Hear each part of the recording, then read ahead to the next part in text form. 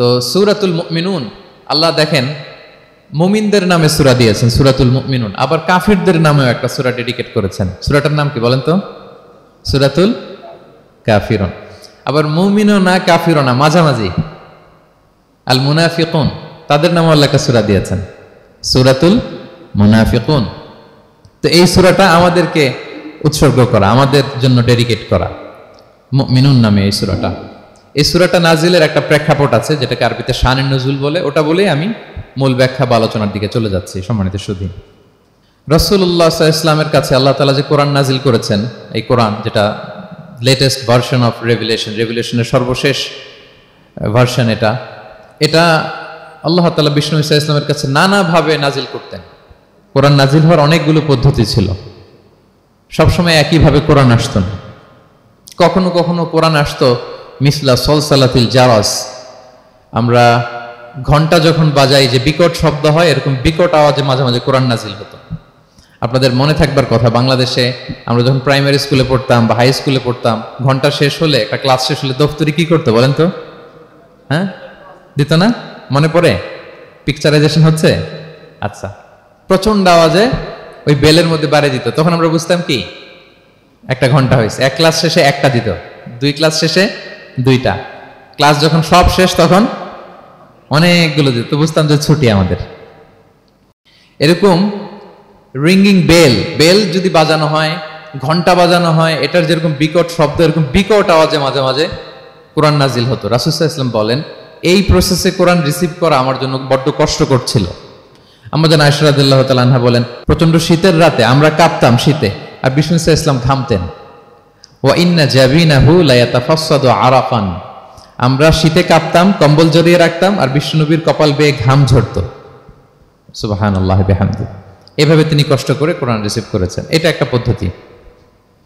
আরেকটা পদ্ধতি হচ্ছে মিসলা দাবিয়া সাউতিন নাহাল, মৌমাছির ভন ভন শব্দের মতো কোরআন নাজিল হতো। যখন নাজিল হতো, রাসূল সাল্লাল্লাহু আলাইহি ওয়াসাল্লামের মুখের সামনে, চেহারার সামনে মৌমাছি ভন ভন ভন ভন করলে যেরকম সাউন্ড, এরকম একটা সাউন্ড হতো। এটা সাহাবারা কাছাকাছি যারা থাকতেন ওনারা উইটনেস করেছেন অনেকবার। আজকের এই আলোচনাটা এটার সাথে প্রাসঙ্গিক, আমি বলবো আপনাদেরকে। দুইটা পদ্ধতি গেল। আরেকটা পদ্ধতি হচ্ছে মিন ওয়ারাই হিজাব, পর্দার অন্তরাল থেকে সরাসরি আল্লাহ কথা বলতেন, রাসূল সাল্লাল্লাহু আলাইহি ওয়াসাল্লাম শুনতো। এটা কেবল একবারই হয়েছে, মেরাজের রাতে।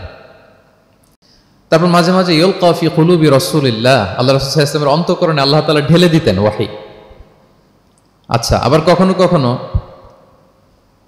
জিবরাইল আলাইহিস সালাম ওনার মূল আকৃতিতে ওহী নিয়ে আসতেন। ওনার যে বিসূরাতিহিল আসলিয়া, জিবরাইল আলাইহিস সালামের যে মূল সূরাত, এই সূরাতে আসতেন। এই সূরাতে রাসূল সাল্লাল্লাহু আলাইহি ওয়াসাল্লাম জিবরাইল আলাইহিস সালামকে জীবনে দুইবার দেখেছিলেন। একবার ওই যে হেরা গুহার ওখানে দেখেছিলেন, আর একবার সেই সিদরাতুল মুনতাহা মেরাজের রাতে দেখেছিলেন। 600 পাখা মেলে বিশাল আকৃতি নিয়ে পুরো দিগন্ত বিস্তৃত করে জিবরাইল আলাইহিস সালাম নেমে আসতেন। দুইবার এভাবে রাসূল সাল্লাল্লাহু আলাইহি ওয়াসাল্লাম দেখেছিলেন। এভাবেও কোরআন নাজিল হতো।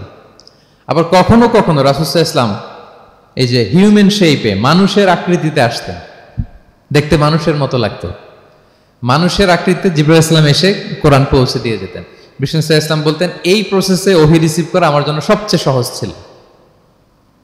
এটা তো খুব স্বাভাবিক, ন্যাচারাল, যে একজন মানুষ এসে আমার সাথে কথা বললে, মানুষ মানুষের সাথে কথা বলবে, এটা তো খুব ফ্লেক্সিবল হবে, কমফোর্টেবল হবে। বাকি পদ্ধতিগুলো রাসূল সাল্লাল্লাহু আলাইহি ওয়াসাল্লামের জন্য কঠিন ছিল। এবং এই সূরাতে যখন জিবরাইল আলাইহিস সালাম আসতেন, তখন দিহিয়াতুল কালবি আল আনসারী নামে এক সাহাবীর সূরাতে আসতেন। ওনার তওবাটা আল্লাহর কাছে খুব পছন্দ হয়েছিল। জাহিলি যুগে অনেক কন্যা সন্তানকে তিনি জীবিত প্রচিত করেছিলেন। পরে একবার এমন রিপেন্টেন্ট হলেন, অনুতপ্ত হলেন, অনুশোচনায় পড়ে আল্লাহর কাছে এমন কান্না করলেন, আর অনুশোচনার চোখের পানি আল্লাহ বড্ড পছন্দ করেন। অনুতপ্ত বান্দা যখন অনুতপ্ত হয়ে কাঁদে, তার চোখের পানি তার চোখ বেয়ে, নাক বেয়ে জমিনে ড্রপ করার আগে আল্লাহ বান্দাকে মাফ করে দেয়। তো আল্লাহর কাছে এত পছন্দ হয়েছিলেন, মানুষের সূরাতে আসলে ওনার সূরাতে এসে তিনি কোরআন দিয়ে যেতেন বিষ্ণু সাল্লাল্লাহু আলাইহি ওয়াসাল্লামকে। তো মুসনাদে আহমদ ইবনে হাম্বল একটা হাদিস এসছে, ওমর ফারুক রাদিয়াল্লাহু তাআলা আনহু এই হাদিসটা বর্ণনা করেন। তিনি বলেন যে আমরা একবার বিষ্ণু সাল্লাল্লাহু আলাইহি ওয়াসাল্লামের পাশে বসা, হঠাৎ সামি'না দাবিয়া সাউতিন নাহাল, মৌমাছির ভনভন ভনভন শব্দ শুনতে পেলাম, কিন্তু তাকিয়ে দেখি কোনো মৌমাছি নাই। তখন বুঝলাম যে রাসূল সাল্লাল্লাহু আলাইহি ওয়াসাল্লাম ওহী রিসিভ করছেন। কি রিসিভ করছেন? ওহী রিসিভ করছেন। ঠিকই রাসূল সাল্লাল্লাহু আলাইহি ওয়াসাল্লাম কিবলামুখী হলেন, ফাস্তাকবালাল কিবলা। অনেকক্ষণ তিনি চুপ করে গম্ভীর হয়ে বসে থাকলেন, ওহী রিসিভ করলেন। এরপর সাহাবাদের দিকে তাকিয়ে উনি হেসে দিলেন। হেসে বললেন, এইমাত্র সূরাতুল মুমিনুনের প্রথম 10টা আয়াত আমার উপর নাজিল হয়েছে এবং এই 10টা আয়াতে মুমিনদের 7টা বিশেষ বৈশিষ্ট্যের কথা বলা হয়েছে। মান আকামাহুন্না দাখালাল জান্নাহ, যেই 7টা বৈশিষ্ট্য নিজের মধ্যে ধারণ করবে সে আল্লাহর জান্নাতের ওয়ারিস হয়ে যাবে। এবং এই আয়াতগুলো বলে আল্লাহ তাআলা সবশেষে এমনটাই বলেছেন যে উলাইকা হুমুল ওয়ারিসুন আল্লাযীনা ইয়ারিসুনাল ফিরদাউসা হুম ফিহা খালিদুন, যারা এই 7টা বৈশিষ্ট্য নিজের মধ্যে ধারণ করবে তারা জান্নাতুল ফিরদাউসের ওয়ারিস হয়ে যাবে, উত্তরাধিকার হয়ে যাবে। ওয়ারিস বুঝেন তো না? ওয়ারিস, ওয়ারিস মানে হচ্ছে আপনি বাবার কাছ থেকে ইনহেরিটেন্স হিসেবে যেটা পেলেন। বাংলাদেশে দেখবেন যে অনেক জমি জমার মধ্যে প্লটের মধ্যে সাইনবোর্ড দেয়া থাকে যে ক্রয় সূত্রে এই জমির মালিক অমুক, বায়না সূত্রে এই জমির মালিক অমুক, তারপর ওয়ারিস সূত্রে এই জমির মালিক আব্দুর রহমান লেখা থাকে না এরকম। ওয়ারিস সূত্রে মানে এটা উনি কিনে নাই, এটা ওনার কার কাছ থেকে? বাবার কাছ থেকে পেয়েছেন, উত্তরাধিকার সূত্রে পেয়েছেন। তো দেখেন আল্লাহ তাআলা এই শব্দটাই, লিটারালি এই শব্দটাই ব্যবহার করেছেন যে আল্লাযীনা ইয়ারিসুনাল ফিরদাউসা হুম ফিহা খালিদুন। বিশ্বাসীরা যদি এই 7টা গুণ নিজের মধ্যে ধারণ করে তাহলে বাবার সম্পদে সন্তানের যেমনি ভাগ থাকে সে ওয়ারিস হয়, আমার এই উম্মতেরা, আল্লাহর এই বান্দারা জান্নাতুল ফিরদাউসের ওয়ারিস হয়ে যাবে। তো বলেন আমরা জান্নাতুল ফিরদাউসের ওয়ারিস হতে চাই কি চাই না? চাই, সবাই চাই। হ্যাঁ বলেন বলেন, চাই তো? ইনশাআল্লাহ ইনশাআল্লাহ, আল্লাহুম্মা জাআলনা মিনহুম। তো আমরা তাহলে শুনি আল্লাহ তাআলা কি বৈশিষ্ট্যের কথা বললেন যেগুলো ধারণ করলে আমরা জান্নাতুল ফিরদাউসের ওয়ারিস হব। আম্মা জান আয়েশা রাদিয়াল্লাহু তাআলা আনহাকে সাহাবারা জিজ্ঞেস করতেন যে আম্মা জান কাইফা কানা খুলুকু রাসূলিল্লাহ, আল্লাহ রাসূল সাল্লাল্লাহু আলাইহি ওয়াসাল্লামের আচরণ কেমন ছিল? তিনি বলতেন কানা খুলুকুহু আল কুরআন, রাসূল সাল্লাল্লাহু আলাইহি ওয়াসাল্লামের আচরণ ছিল কোরআনের মতো আচরণ। উম্মে সালামা রাদিয়াল্লাহু তাআলা আনহা আমাদের আরেক আম্মা জান, ওনাকে জিজ্ঞেস করা হলে উনি বলতেন রাসূল সাল্লাল্লাহু আলাইহি ওয়াসাল্লাম যখন রাস্তা দিয়ে হেঁটে যেতেন কাআন্নাল কুরআনা ইয়ামশি আলাল আরদ, মনে হতো লিভিং কোরআনটা রাস্তা দিয়ে হেঁটে যাচ্ছে। তো সাহাবারা যখন আরো ইন ডিটেইল জানতে চাইলেন তখন আম্মা জান আয়েশা বললেন তোমরা সূরা মুমিনুনের প্রথম 10 আয়াত পড়ো, এই 10 আয়াতে যা যা আল্লাহ বলেছেন এটাই ছিল খুলুকু রাসূলিল্লাহ, এটাই ছিল বিশ্বনবীর আচরণ।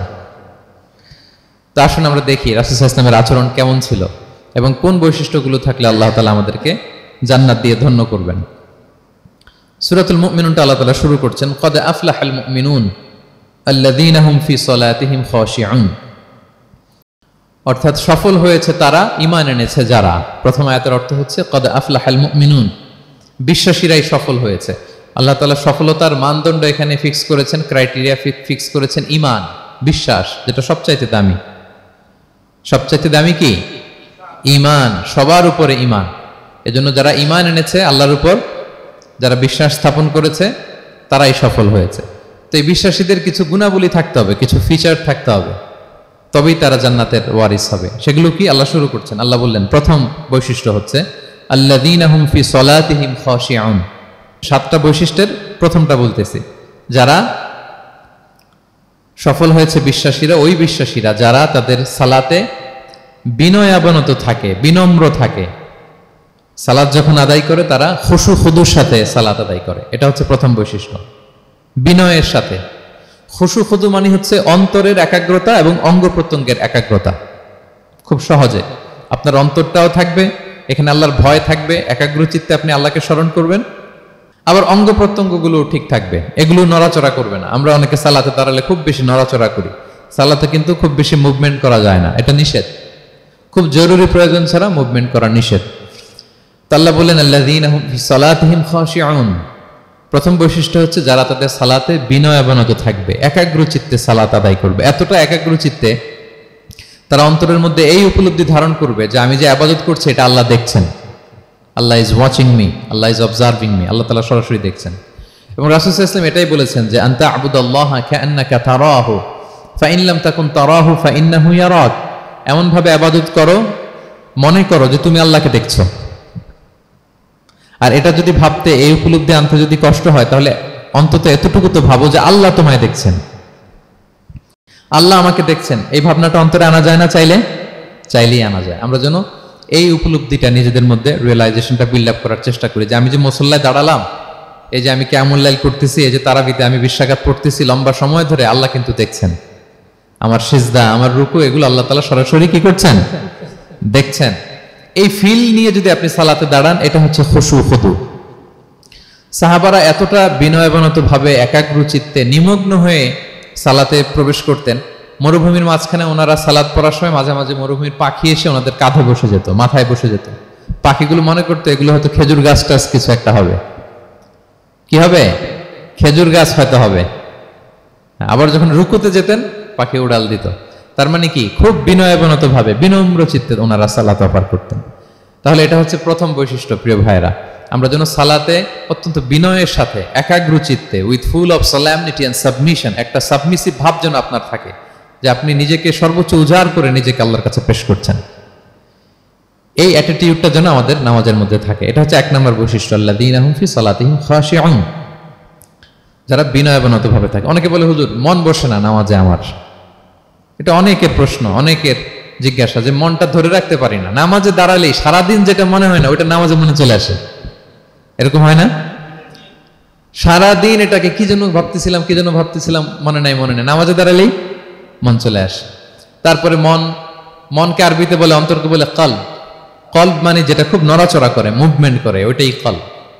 মন দেখবেন এদিকে ছোটে ওদিকে ছোটে।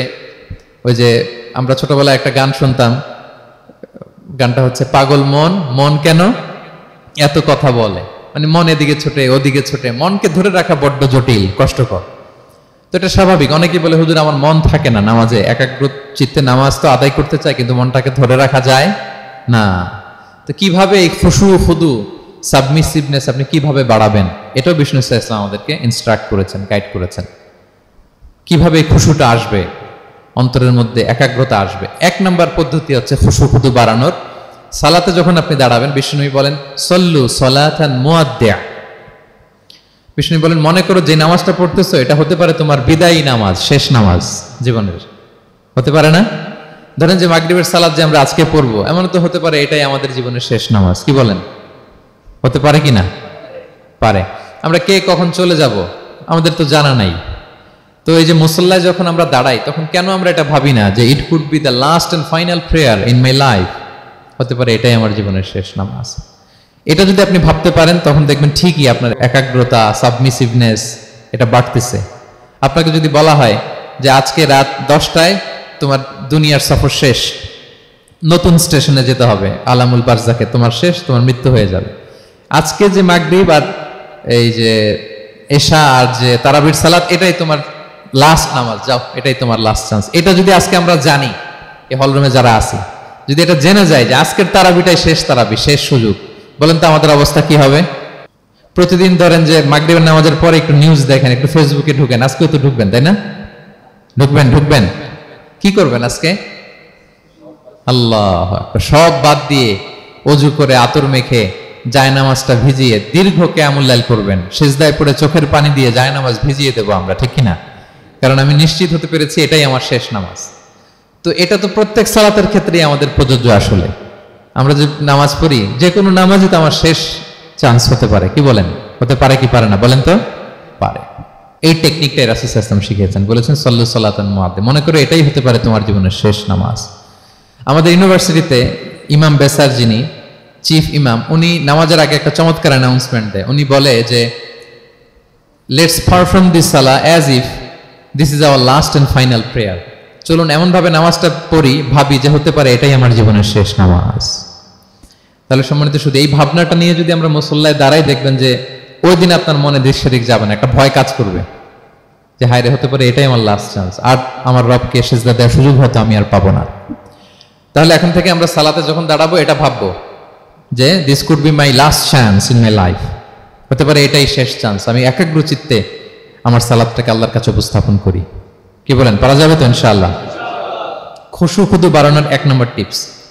খুশু খুদু বাড়ানোর 2 নম্বর টিপস হচ্ছে তাড়াহুড়ো না করা। আমরা অনেকে তাড়াহুড়ো করি, রুকু থেকে হুট করে দাঁড়িয়ে যাই, তারপরে সোজা হয়ে দাঁড়িয়ে না থেকে তাড়াতাড়ি সেজদায় চলে যাই। 2 সেজদার মাঝখানে ধীরস্থির ভাবে বসার কথা, আমরা না বসেই 2য় সেজদায় চলে যাই। এই প্রবণতা আমাদের অনেকের আছে না? এটা কিন্তু নিষেধ। তা'দিলুল আরকান, বাকি সব মাযহাবে এটা ফরজ। আপনি তাড়াহুড়ো করলে আপনার নামাজই হবে না। আর আমাদের মাযহাবে, হানাফি মাযহাবে এটা ওয়াজিব। ওয়াজিব তরক করলে সাউ সিজদা দিতে হয়। 2 সেজদার মাঝখানে আপনি সুস্থির হয়ে বসবেন। অনেকে দেখা যায় একটা সেজদা দিয়ে মাথা কোনো রকম উঠিয়েই আরেক সেজদায়, বসেও নাই ঠিক মতো আরামসে, এরকম আছে না? এটা যদি কেউ করে আমাদের মাযহাব অনুযায়ী তার সহজ সেজদা দিতে হবে। তাহলে এরকম তাড়াহুড়ো করা যাবে আর এখন থেকে? তো কি করবেন বলেন? ধীর স্থির ভাবে নামাজ পড়বো। No rushing, no rushing in সালাহ, নো হ্যাস্টিনেস ইন সালাহ। নামাজে রাশ করা যাবে না, রিল্যাক্সের সাথে আমরা নামাজ পড়বো, ধীর স্থির ভাবে নামাজ পড়বো। রুকু সেজদাগুলো খুব চমৎকার ভাবে আদায় করবো। রাসূল সাল্লাল্লাহু আলাইহি ওয়াসাল্লামের রুকু যে দিতেন, ওনার পিঠটা এত স্ট্রেট ফরওয়ার্ড হতো, সাহাবারা বলতেন লাউ ইস্তাকাররা আলাইহিল মা লাসাব্বা আলাইহিল মা আলাস্তাকাররা। পানি ভর্তি এক গ্লাস পানি যদি রাসূল সাল্লাল্লাহু আলাইহি ওয়াসাল্লামের রুকু দেওয়া পিঠের উপর রেখে দেওয়া হয়, পানিটাও পড়বে না, গ্লাসটাও ভাঙবে না। তার মানে এত স্ট্রেট ফরওয়ার্ড পিঠ ছিল। আবার রাসূল সাল্লাল্লাহু আলাইহি ওয়াসাল্লাম বলতেন আসওয়াউন নাসি সারিকাতান মান ইয়াসরিকু ফিস সালাহ। তিনি বললেন সবচাইতে বড় চোর যে নামাজে চুরি করে। সাহাবারা বললেন ওয়া কাইফা ইয়াসরিকু মিন সালাতিহি ইয়া রাসূলুল্লাহ, নামাজে আবার কিভাবে চুরি করে? রাসূল সাল্লাল্লাহু আলাইহি ওয়াসাল্লাম বললেন লা ইউতিম্মু রুকুআহা ওয়া সুজুদাহা, রুকু সেজদাগুলো সুন্দর করে আদায় করে না, সেই নামাজ চোর। তা আমরা যেন রুকু সেজদাগুলোকে খুব সুন্দরভাবে ধীরস্থির ভাবে যেন আমরা আদায় করি, আমরা যেন তাড়াহুড়ো না করি। রাসূল সাল্লাল্লাহু আলাইহি ওয়াসাল্লাম একবার মসজিদে নববীতে বসা, এক সাহাবী এসে নামাজ পড়ে রাসূল সাল্লাল্লাহু আলাইহি ওয়াসাল্লামকে সালাম দিলেন।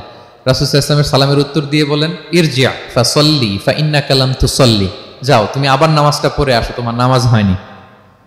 সাহাবী যে আবার নামাজ পড়ে আবার আসলেন, রাসূল সাল্লাল্লাহু আলাইহি ওয়াসাল্লাম আবার বললেন সাল্লি ফাইন্নাকা লাম তুসাল্লি, নামাজ পড়ে আসো, হয় নাই। আবার গেলেন, আসলেন, আবার বললেন তুমি নামাজটা পড়ে আসো, হয় না। এবার তো বেচারা কেঁদে দিয়ে বলে ইয়া রাসূলুল্লাহ লা উহসিনু মিন যালিক, এর চেয়ে ভালো পারি না আমি, আপনি আমাকে শিখিয়ে দেন। রাসূল সাল্লাল্লাহু আলাইহি ওয়াসাল্লাম তখন বললেন যখন নামাজে দাঁড়াবা, ফাতিহা পড়বা আর একটা সূরা মেলাবা, ধীরস্থির ভাবে দাঁড়াবা। যখন রুকুতে যাবা হাত্তা তাতমাইন্না রাকিআন, ধীরস্থির ভাবে রুকু করবা। তুমি তাড়াহুড়ো করেছো, রুকু থেকে যখন সোজা হয়ে দাঁড়াবা ধীরস্থির ভাবে দাঁড়াবা, নাকি তাড়াহুড়ো করবেন? ধীরস্থির ভাবে দাঁড়াবেন, কয়েক সেকেন্ড দাঁড়াবেন, তাসবিহ পড়বেন, এরপরে সিজদায় যাবেন। যখন সিজদায় যাবা হাত্তা তাতমাইন্না সাজিদান, রিল্যাক্স। সালাতের মধ্যে কিভাবে থাকতে হবে? উইথ রিল্যাক্সেশন, রিল্যাক্সের সাথে তুমি সিজদা দিবা। দুই সিজদার মাঝখানে বসে আবার রিল্যাক্স, আবার তুমি ধীরস্থির ভাবে বসবা। এইভাবে পুরো সালাতটা প্রত্যেকটা রাকাত তুমি এভাবে আদায় করবে। তার মানে সালাতে তাড়াহুড়ো করতে বিষ্ণু ইসলাম নিষেধ করেছেন। এমনকি অনেক সময় আমরা রুকু পাবো না বলে দৌড়ে যে সালাতে অংশগ্রহণ করি, এটাও নিষেধ করেছেন। আমরা অনেক সময় এরকম করি না? মাগরিবের নামাজে রুজু করতেছি, ইমাম সাহেব ওয়াদ-দুহা ওয়াল-লাইলি ইযা সাজা, এই সূরাটা তো মুখস্থ, তো টের পাচ্ছি যে আমি এখন মুখ ধুইতেছি আর সূরা দোহা তো শেষ হয়ে যাবে। কোন রকম ওযু করে দৌড়ে যে অংশগ্রহণ করে যাতে রাকাতটা পায়, এটা নিষেধ করেছেন বিষ্ণু ইসলাম। এটা করবেন না। আপনি ধীরস্থির ভাবে ওযু করবেন, ধীরস্থির ভাবে যাবেন, তাড়াহুড়ো করবেন না। আপনি কার সামনে যাচ্ছেন? মালিকুল আমলাক, রাজা ধীরাজ, আরশের অধিপতি। আপনি তাড়াহুড়ো করে গেলে তো আপনি হাঁপাতে হাঁপাতে অস্থির হয়ে যাবেন, ব্রেথ ইন ব্রেথ আউট করতে করতে। ধীরস্থির ভাবে যাবেন, অংশগ্রহণ করবেন। রাসূল সাল্লাল্লাহু আলাইহি ওয়াসাল্লাম বলেন ইদা উকিমাতিস সালাতু ফালা তা'তুহা তাসআউন, নামাজ শুরু হয়ে গেলে দৌড়ে দৌড়ে যে অংশগ্রহণ করবে না।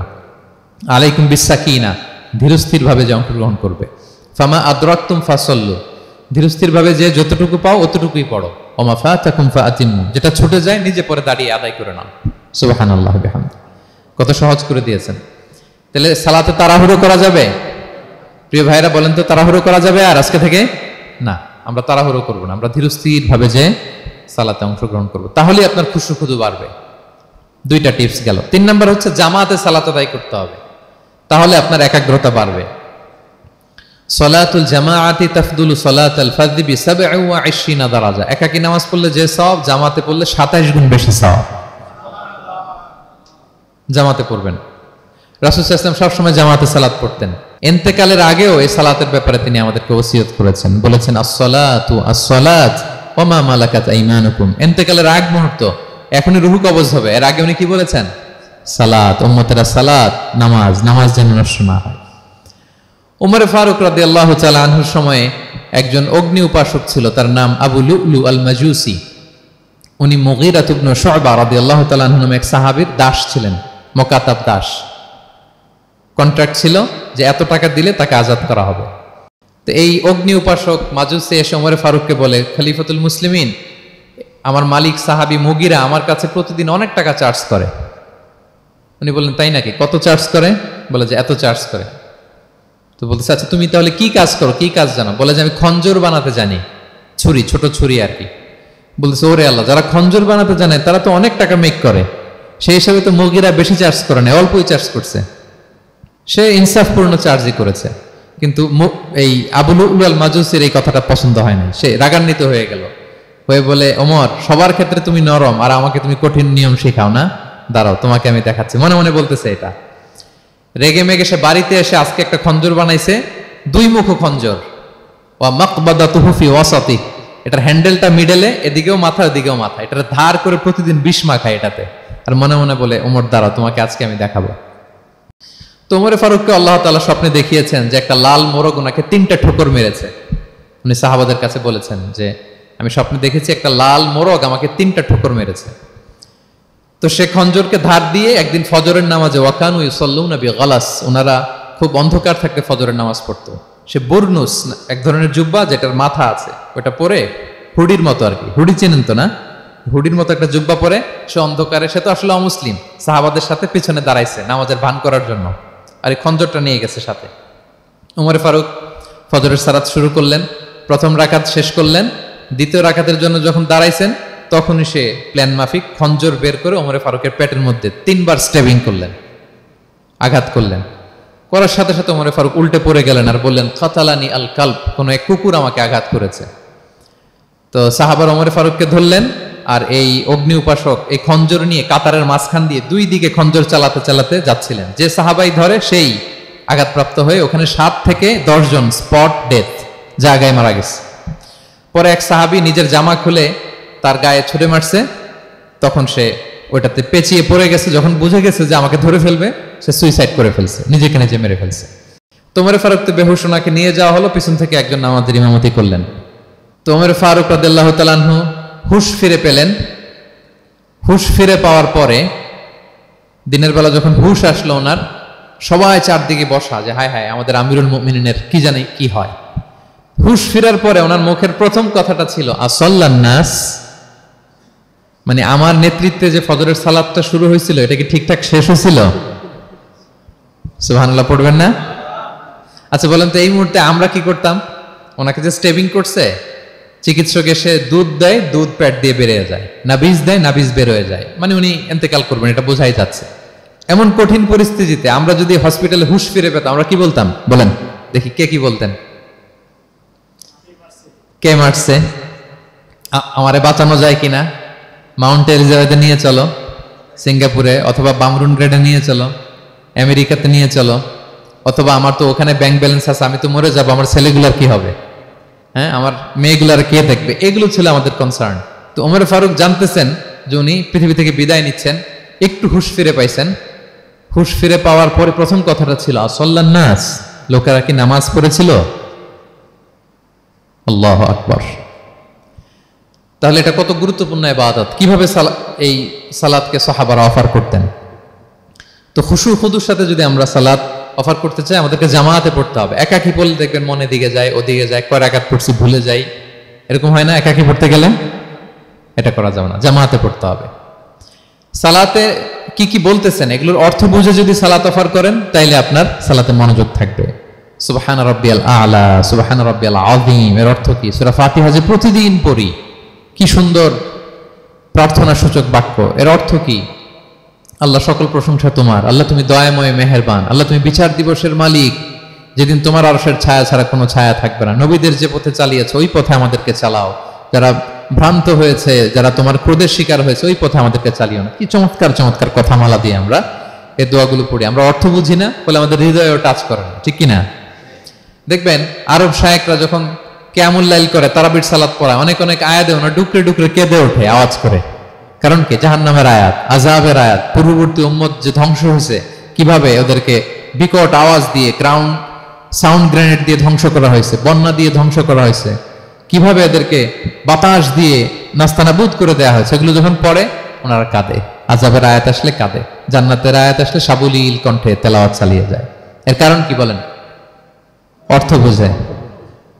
আমরা যেন সালাতে অর্থ বুঝে সালাত অফার করার চেষ্টা করি। পাশাপাশি সালাতের সুন্নাহগুলো যেন আমরা পড়ি, সালাতের যে সুন্নাহ আছে, সুনানুস সালাহ, এগুলো যেন আমরা পড়ি, মনোযোগ আরো বাড়বে। সানাগুলো পড়বেন, ফাতিহা শেষে আওয়াজ করে আমিন বলবেন, অথবা ফিসফিসি কণ্ঠে আমিন বলবেন, বিষ্ণু ইসলাম বলেন ইদা আম্মানাল ইমামু ফাআমিনু, ইমাম আমিন বললে তোমরাও আমিন বলো, কারণ এই মাত্র একটা দোয়া করা হয়েছে। সূরা ফাতিহাটা কি একটা দোয়া। ইদা ওয়াফাকা তামিনুকুম তামিনাল মালাইকাতি গুফিরা লাহু মা তাকাদ্দামা মিন যামবিহি ওয়া মা তাআখার। রাসূল সাল্লাল্লাহু আলাইহি ওয়াসাল্লাম বলেছেন ইমাম যখন আমিন বলে তোমরাও তখন আমিন বলো, কারণ তোমরা যখন আমিন বলো ফেরেশতারাও আমিন বলে। আর তোমাদের আমিন আর ফেরেশতাদের আমিন যখন একসাথে হয়ে যায় তোমাদের পূর্বের সব গুনাহ আল্লাহ মাফ করে দেয়। এটা আমিন বলা সুন্নাহ, বলবেন। নামাজ বাঁধার পরে সুন্নাত নামাজে, নফল নামাজে সানাগুলো পড়বেন, কত চমৎকার অর্থবোধক সানা আছে। আমরা তো শুধু সুবহানাকাল্লাহুম্মা বিহামদিকা ওয়া তাবারাকা ইসমুকা ওয়া তাআলা জাদ্দুকা শুধু এটাই পড়ি। রাসূল সাল্লাল্লাহু আলাইহি ওয়াসাল্লাম তাকবীরে তাহরিমে বাঁধার পরে অনেক চমৎকার চমৎকার দোয়া পড়তেন। ইন্না সলাতি ওয়া নুসুকি ওয়া মাহইয়ায়া ওয়া মামাতি লিল্লাহি রাব্বিল আলামিন। আমার সালাত, আমার ইবাদত, আমার জীবন মরণ সবটাই কার জন্য? এই দোয়াটা পড়তেন শুরুতেই। তারপর পড়তেন ওয়াজ্জাহতু ওয়াজহিয়া লিল্লাযী ফাতারাস সামাওয়াতি ওয়াল আরদা হানিফা ওয়া মা আনা মিনাল মুশরিকিন। আমার সবকিছুকে আমি এক সত্তার দিকে ফেরালাম একনিষ্ঠ হয়ে, আর আমি মুশরিক নই, আমি আল্লাহর দিকে একনিষ্ঠ হলাম। এই দোয়াগুলো পড়তেন। আল্লাহুম্মা বাঈদ বাইনি ওয়া বাইনা খাতায়ায়া কামা বাআদতা বাইনাল মাশরিকি ওয়াল মাগরিব। আল্লাহুম্মা নাক্কিনি মিন খাতায়ায়া কামা ইউনাক্কা আস-সাওবুল আবয়াদু মিনাদ দানাস। আল্লাহুম্মা আগসিল খাতায়ায়া বিল মাই ওয়াস সালজি ওয়াল বারাদ। এগুলো সানা, এগুলো যে সানা আমরা জানিই না। সানা মানে হচ্ছে প্রশংসা সূচক কথা। আমরা শুধু সুবহানাকাল্লাহুম্মা বিহামদিকা এতটুকুই পড়ি। রাসূল ইসলাম বলতেন আল্লাহ আমার আর আমার গুনার মাঝে এতটুকু দূরত্ব করে দাও, পূর্ব থেকে পশ্চিম যত দূর আমার আর আমার গুনার বোঝার মাঝে এতটুকু দূরত্ব তুমি করে দাও। সাদা কাপড় যেমনি ধুয়ে ফকফকা করা হয়, আল্লাহ আমাকে তুমি গুনামুক্ত করে এরকম ফকফকা সাদা বানিয়ে দাও, শুভ্র বানিয়ে দাও। আল্লাহ আমাকে তুমি বরফ দিয়ে, ঠান্ডা পানি দিয়ে, তুষারপাত দিয়ে ধুয়ে আমার গুনাহগুলো তুমি পরিষ্কার করে আমাকে তুমি নিষ্পাপ করে দাও। এগুলো বলে এরপরে আলহামদুলিল্লাহ রাব্বিল আলামিন সূরা ফাতিহা শুরু করতেন। সালাম ফিরানোর আগে বিষ্ণু সাল্লাল্লাহু দোয়া মাসুর পড়তেন। কত চমৎকার মাসুর দোয়া আছে। আবার বিষ্ণু বলতেন লা ইউসাল্লিমান্না আহাদুকুম হাত্তা ইয়াতাআওয়াযা আন আরবা মিন আযাবিল কবর মিন আযাবি জাহান্নাম মিন ফিতনাতিল মাহইয়া ওয়াল মামাত ওয়া মিন ফিতনাতিল মাসিহিদ দাজ্জাল। আমার কোন উম্মত যেন সালাম ফিরানোর আগে এই চারটা জিনিস থেকে পানাহ চাওয়া ছাড়া যেন সালাম না ফিরায়। একটা কি? আল্লাহ তুমি জাহান্নামের আযাব থেকে বাঁচাও, আল্লাহ তুমি কবরের আযাব থেকে বাঁচাও, আল্লাহ জীবন মরণের ফিতনা থেকে বাঁচাও, আল্লাহ তুমি দাজ্জালের ফিতনা থেকে বাঁচাও। পড়ে না আমিন। তো এত এঙ্গেজমেন্ট যদি আপনার নামাজে থাকে, আপনার মন এদিক সেদিক যাবে?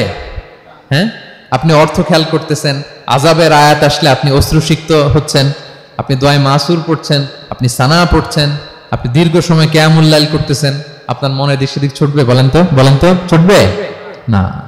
এই টিপস গুলো বিষ্ণু সাল্লাল্লাহু আলাইহি ওয়াসাল্লাম শিখিয়েছেন। এগুলো যদি আমরা পালন করি তাহলে আল্লাযীনা হুম ফি সালাতিহিম খাশিউন, বিনম্র চিত্তে সালাত আদায়কারী হিসেবে আমরা আল্লাহর কাছে পরিগণিত হব। তাহলে প্রথম নাম্বার শর্তটা বুঝতে পারছেন কিভাবে সালাত আদায় করতে হবে? হ্যাঁ বলেন তো একজন, কি করতে হবে? কিভাবে সালাত?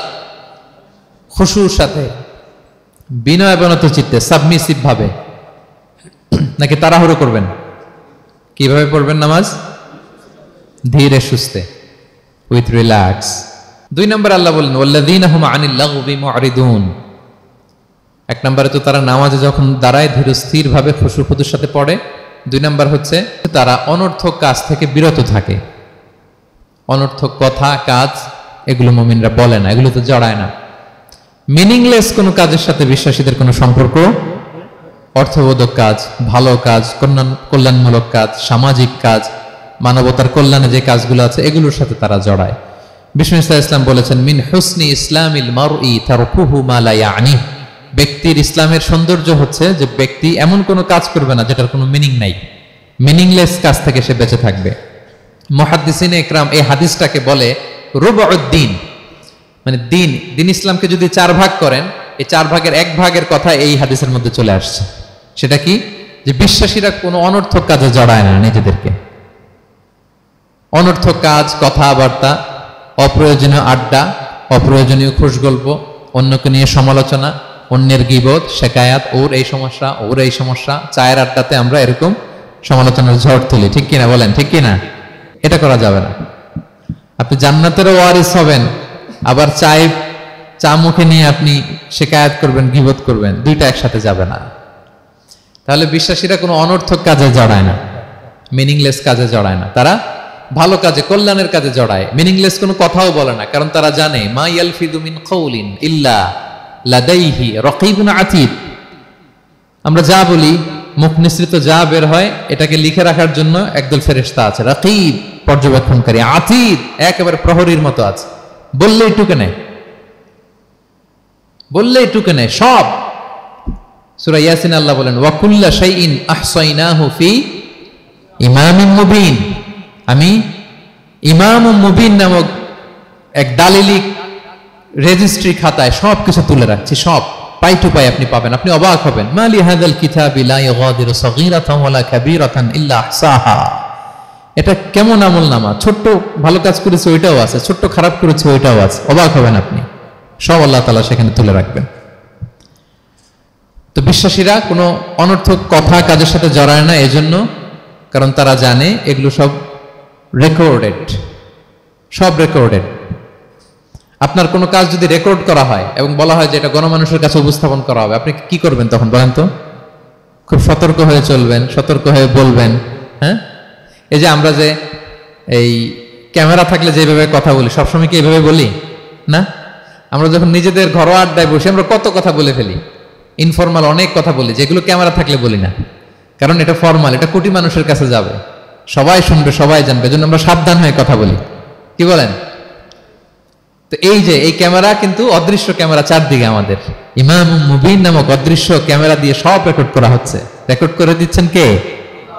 পাই টু পাই হিসাব চাওয়া হবে। আল্লাহর সুপ্রিম কোর্টের কাঠগড়ায় সব হিসাব চাইবেন আল্লাহ তাআলা, আপনি যে দেখবেন। তো বিশ্বাসীরা এই সেন্সটা মাথায় রাখে, সব যেহেতু রেকর্ডেড, যা মনে চায় মুখ দিয়ে বলা যাবে, যা মনে চায় করা যাবে না। এজন্য অহেতুক কথাবার্তা, অহেতুক সমালোচনা, অহেতুক গসিপিং, অহেতুক কমেন্টস এগুলো করব না। এখন সোশ্যাল মিডিয়ার যুগে দেখবেন যে কমেন্টসের বন্যা বয়ে যায়, যার যেটা মনে চায়, কারণ ধরার কেউ নাই, দেখার কেউ নাই, বলার কেউ নাই, যা মনে চায় লিখতে থাকে। হ্যাঁ, বিশাল একজন বড় মাপের লোক, তার ওখানে যে লিখতেছে যা মনে চায়, গালি গালাজ, ওনাকে অ্যাডভাইস দেওয়া, নাসিহাত দেওয়া ইচ্ছে মতো। বিশ্বাসীরা এটা করে না, তারা অনর্থক কোনো কাজে জড়ায় না, এবং কেউ জড়াতে চাইলেও তাকে স্পেস দেয় না। একদল আছে দেখবেন যে আপনি আজে বাজে কাজে জড়ান না, এটা আবার অনেকের ভালো লাগে না, তো তারা এসে আপনাকে জড়াতে যাবে, তর্ক করবে, আপনার সাথে ডিবেট করবে, পায়ে পাড়া দিয়ে ঝগড়া করবে, এরকম আছে না নাই? আপনার কমেন্ট বক্সে এসে দেখবেন যে গালি দিবে, হ্যাঁ, ট্যাগিং করবে, পোক করবে, মানে আপনাকে অস্থির বানাতে চাইবে। আপনি কি করবেন? আপনিও আরেকটা গালি দিয়ে দিবেন কমেন্টসে, আপনারও তো স্বাধীনতা আছে নাকি?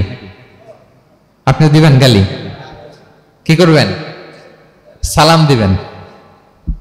কি দিবেন? ওয়া ইযা খাতাবাহুমুল জাহিলুনা ক্বালু সালামা। সূরা ফুরকানে আল্লাহ বলেছেন যে মূর্খরা যখন অনর্থক তর্ক করতে আসতে চায়, বিশ্বাসীরা তাদের সাথে ওই ফাঁদে তারা পা দেয় না, তারা কি করে? সালাম দিয়ে কেটে পড়ে।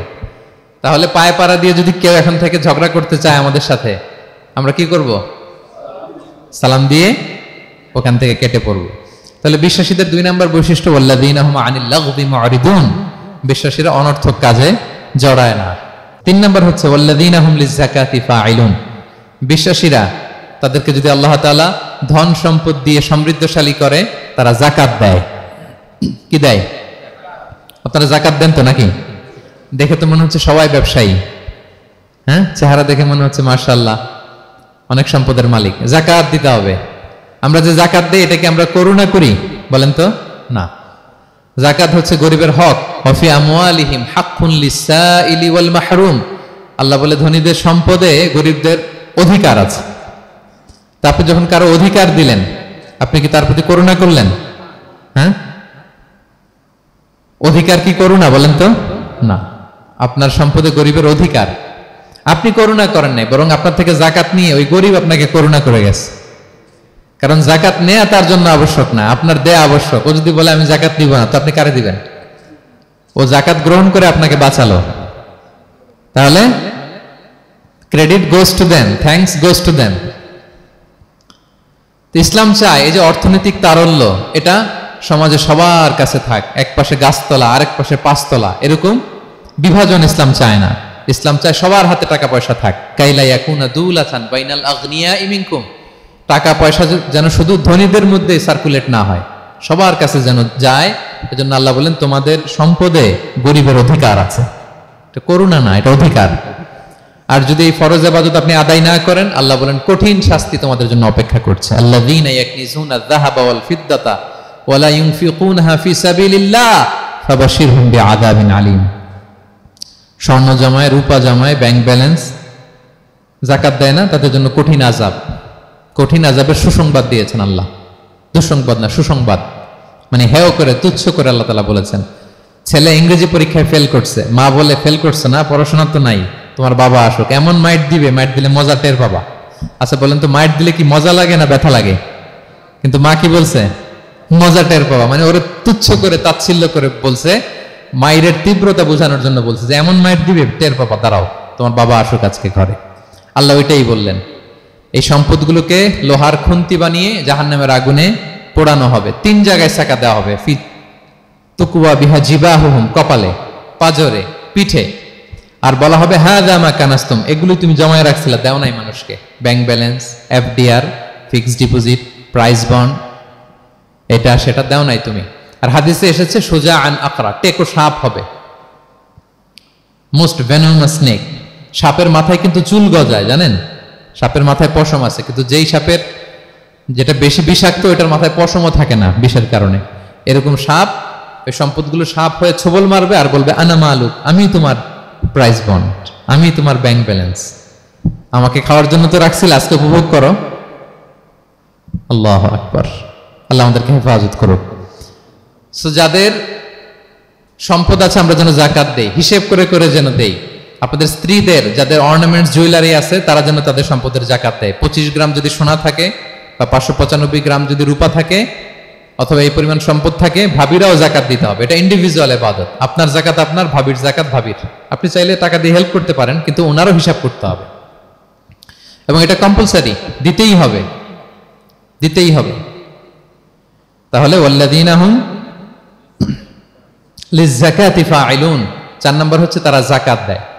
5 নাম্বার 6 নাম্বার আল্লাহ এক আয়াতে বলে ফেলেছেন, ওয়াল্লাযীনা হুম লিআমানাতিহিম ওয়া আহদিহিম রাউন, বিশ্বাসীরা আমানতের হেফাজত করে আর কথা দিলে কথা রাখে।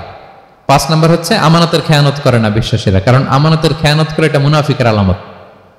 ইযা তুমিনা খানা, বিষ্ণু বললেন মুনাফিকদের বৈশিষ্ট্য হচ্ছে ওদের কাছে আমানত রাখলে ওটা আর পাওয়া যায় না পরে। এমন লোক আছে না সমাজে, আমানত রাখলে আর পাওয়া যায় না। তারা কি মুমিন না মুনাফিক বলেন তো? ইন্নাল্লাহা ইয়া'মুরুকুম আন তুআদ্দুল আমানাতি ইলা আহলিহা, আল্লাহ বলেছেন যার আমানত তাকে বুঝিয়ে দাও। বিষ্ণু ঈসা ইসলামকে মক্কার লোকেরা 2টা উপাধি দিয়েছিল, এক হচ্ছে আস-সাদিক, 2 হচ্ছে আল আমিন। সাদিক মানে সত্যবাদী। কারা দিয়েছিল? ঘোর শত্রুরা, অপোজিশন পার্টি, তারা উপাধি দিয়েছে। একটা হচ্ছে সাদিক মানে কি, আরেকটা হচ্ছে আল আমিন, বিশ্বস্ত। এতটা বিশ্বস্ত যে বিষ্ণু ঈসা ইসলাম মক্কা থেকে মদিনায় যেদিন হিজরত করতে যাবেন, আমানতের জিনিসগুলো উনি আলী রাদিয়াল্লাহু তাআলা আনহুর কাছে রেখে গিয়েছিলেন। এত এত আমানতের সম্পদ ওনার ঘরে ছিল। এই ডিপোজিট বুঝিয়ে দিতে আলী রাদিয়াল্লাহু তাআলা আনহুর টানা 3 দিন সময় লেগেছে, মক্কাবাসীদের আমানত বুঝিয়ে দিতে। সো যার আমানতদারিতা নাই তার ঈমান নাই। বিষ্ণু বলেছেন লা ঈমানা লিমান লা আমানাতা লা, যার আমানতদারিতা নাই ওর ঈমানই নাই। এবং আমানত ধ্বংস হয় এটা কিয়ামতের আলামত। ইযা দুইয়াতিল আমানাতু ফান্তাযিরিস সাআ, যখন আমানত নষ্ট হবে তোমরা কিয়ামতের অপেক্ষা করো। এখন বলেন তো আমাদের সমাজে আমানতের কি অবস্থা? খুবই খারাপ। আল্লাহু আকবার। আমানতটা কিন্তু এই যে এই ভাই আমাকে 2000 রিঙ্গিট রেখে বলছে আগামী মাসে এটা আমি নিব, একটু রাখেন, শুধু এইটাই আমানত না। আল্লাহ আপনাকে যে পুরো সম্পদ দিয়েছেন এটা আমানত। আপনার ব্যবসা প্রতিষ্ঠান এটা আল্লাহর দেয়া আপনার কাছে আমানত। আপনার ছেলে আছে, মেয়ে আছে, স্ত্রী, তারা আল্লাহর দেয়া আমানত আপনার কাছে। আপনার নেম, আপনার ফেম, আপনার পাওয়ার, আপনার নলেজ, এগুলো আল্লাহর দেয়া আমানত। আপনি দেশের প্রধানমন্ত্রী, পুরো দেশটা আপনার কাছে আমানত, ঠিক কিনা? এই আমানতের ব্যাপারে জিজ্ঞেস করা হবে।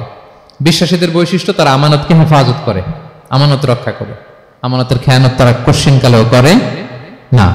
6 নাম্বার হচ্ছে ওয়া আহদিহিম রাউন, বিশ্বাসীরা কথা দিলে কথা রাখে, তারা ওয়াদার খেলাফ করে না। ওয়াদার খেলাফ করাও কিন্তু মুনাফিকের আলামত। ওয়া ইযা ওয়াআদা আখলাফা, ওয়াদা দিলে মুনাফিকরা এটা খেয়ানত করে। তারা কথা দিয়ে কথা রাখে না। এবং আপনি কাউকে কথা দিয়ে যদি না রাখেন, এরকম প্রত্যেকটা প্রমিস, কমিটমেন্টের ব্যাপারে আপনি জিজ্ঞাসিত হবেন। আল্লাহ বলেন ওয়া আউফু বিল আহদি ইন্নাল আহদা কানা মাসউলা। কথা দিলে কথা রাখো। ছেলে মেয়েদের কথা দিলে কথা রাখবেন, বন্ধু বান্ধবদেরকে কথা দিলে কথা রাখবেন, স্ত্রীকে কথা দিলে কথা রাখবেন। প্রমিস দিলে এটা রাখতে হবে, কারণ এ ব্যাপারে জিজ্ঞেস করা হবে। নবীদের মধ্যে ইসমাঈল আলাইহিস সালাম ওয়াদা রক্ষার ব্যাপারে খুব বেশি সোচ্চার ছিলেন। সব নবীরাই ছিলেন, উনি বেশি সোচ্চার। এজন্য আল্লাহ বলেন ওয়াযকুর ফিল কিতাবি ইসমাঈল ইন্নাহু কানা সাদিকাল ওয়াদি ওয়া কানা রাসূলান নাবিয়্যা। উনি ছিলেন সাদিকাল ওয়াদ, প্রতিশ্রুতি রাখতেন।